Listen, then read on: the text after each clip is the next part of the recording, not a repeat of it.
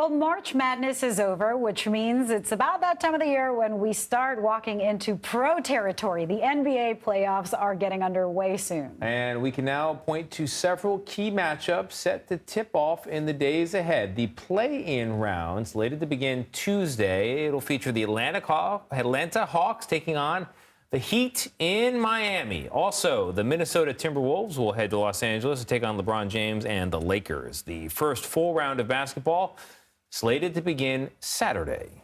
CBS Sports Network analyst and former NBA player and coach Avery Johnson joins us now. Good to see you there, Avery.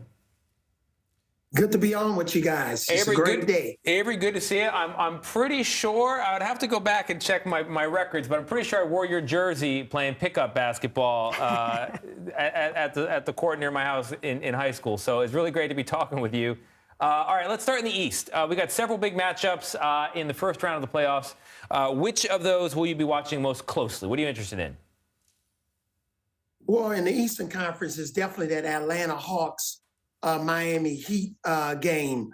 You look at two teams. The Heat won the series, regular season series 3-1.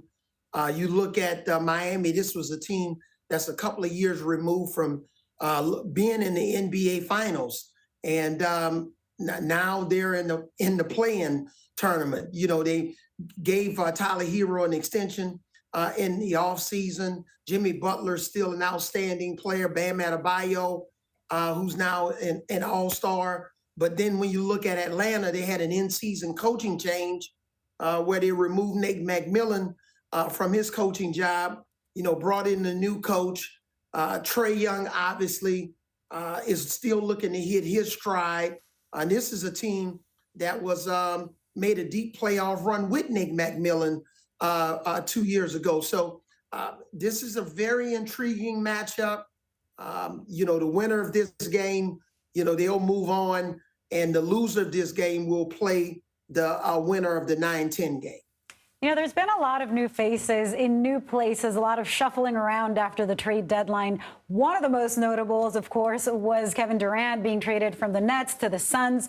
Look, the Suns, since they were established in 1968, have won 3 Western Conferences, never the championship. Would this be the missing piece for Phoenix to have its first championship trophy? Yeah, it could very well be. Whenever you add a Kevin Durant to your team, you improve on both ends of the floor. Phoenix obviously gave up a lot, but we're talking about Kevin Durant. This guy who's, when he's healthy, he's one of the top 2 or 3 best players in all of the NBA. He's a 2-time Finals MVP. He tried to make it work in Brooklyn with Kyrie Irving, but we all know how that ended. That didn't end well, and it hasn't ended well with Kyrie Irving in Dallas this year, because they're a team that didn't even make it to the playoffs.